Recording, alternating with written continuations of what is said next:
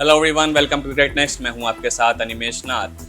IPL 2025 का retention दौर जारी है और 31 अक्टूबर है लास्ट डेट जब सभी फ्रेंचाइजीज को अपनी रिटेन प्लेयर्स की लिस्ट सबमिट करनी है।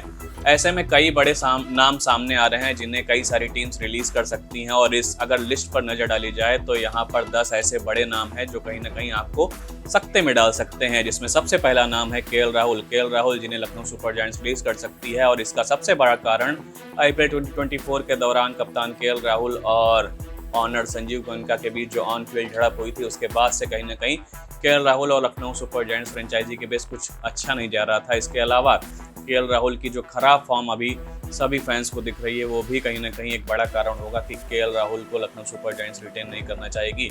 इसके बाद दूसरा बड़ा नाम है ऋषभ पंत, जिन्हें दिल्ली कैपिटल्स रिलीज कर सकती है। इसका बड़ा कारण ये है कि ऋषभ पंत का कहीं ना कहीं जिस तरीके से वो इंडिकेशन दे रहे हैं सोशल मीडिया पर और कई सारी रिपोर्ट्स में दावा किया गया है ऋषभ पंत किसी नई फ्रेंचाइजी को ज्वाइन करना चाहते हैं। ऐसे में दिल्ली कैपिटल्स उनको रिलीज कर सकते हैं। इसके अलावा महेंद्र सिंह धोनी के बाद कहीं ना कहीं चेन्नई सुपर किंग्स को एक कप्तान की तलाश है जो अभी पूरी तरीके से सेटल नहीं हो सकी। हालांकि ऋतुराज गायकवाड़ को पिछले सीजन में सीएसके का कप्तान बनाया गया था, लेकिन अगर ऋषभ पंत ऑक्शन में आते हैं तो वहां पर सीएसके उन पर बड़ी बिड कर सकती है और उनको कप्तान के रूप में देख भी सकती है। ऐसे में महेंद्र सिंह धोनी के उत्तराधिकारी के रूप में आपको ऋषभ पंत नजर आ सकते हैं। इसके अलावा जिस टीम में 3 बड़े प्लेयर्स को रिलीज किया जा सकता है वो है सनराइजर्स हैदराबाद, जिसमें सबसे बड़ा नाम है पैट कमिंस पर इसलिए कह सकते हैं तलवार लटक रही है क्योंकि वो एक ओवरसीज खिलाड़ी हैं और आप देखें रिटेंशन का जो रूल है उसके अनुसार कहीं ना कहीं सिर्फ 2 ओवरसीज खिलाड़ियों को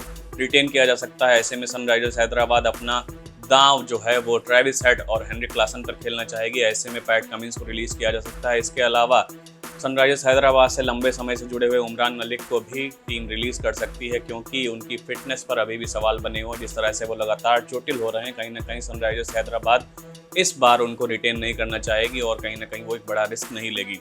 इसके अलावा वॉशिंगटन सुंदर जो कहीं न्यूजीलैंड टेस्ट सीरीज के बाद से कहीं ना कहीं बहुत ज़्यादा चर्चाओं में हैं, जिन्होंने बहुत ज़्यादा कह सकते हैं पहली पारी में 7 विकेट लेकर दूसरे टेस्ट मैच में सभी को चौंका दिया था। ऐसे में कई सारी फ्रेंचाइजीज की नज़रें उन पर होंगी, लेकिन सनराइजर्स हैदराबाद उनको रिलीज करना चाहेगी क्योंकि रिटेंशन के लिए उनके पास जो लिस्ट है उसमें वॉशिंगटन सुंदर फिट नहीं बैठते।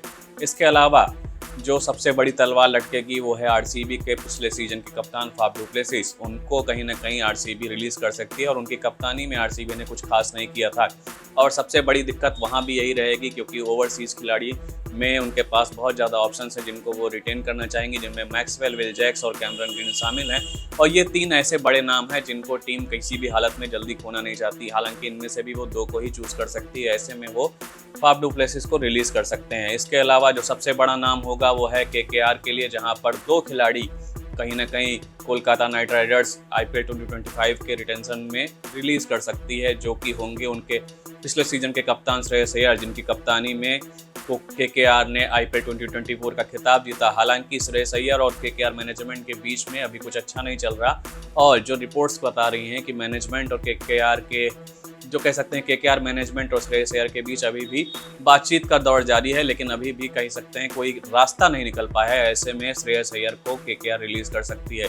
इसके अलावा एक बड़ा नाम जो केकेआर के लिए पिछले कई सीजन्स में बहुत ही कमाल करके जिस प्लेयर ने दिखाया है वो है Andre Russell, star allrounder, West Indian allrounder, जिनको टीम रिलीज कर सकती है। और उसके लिए भी एक बड़ा कारण यही होगा कि सुनील नारायण को कहीं ना कहीं वो तरजीह देना चाहते हैं। ऐसे में आंद्रे रसेल को कहीं ना कहीं टीम रिलीज कर सकती है और ये एक बड़ा झटका केकेआर के लिए आने वाले समय में साबित हो सकता है क्योंकि आंद्रे रसेल उनके लिए पिछले कई सीजन्स में स्टार परफॉर्मर रहे हैं।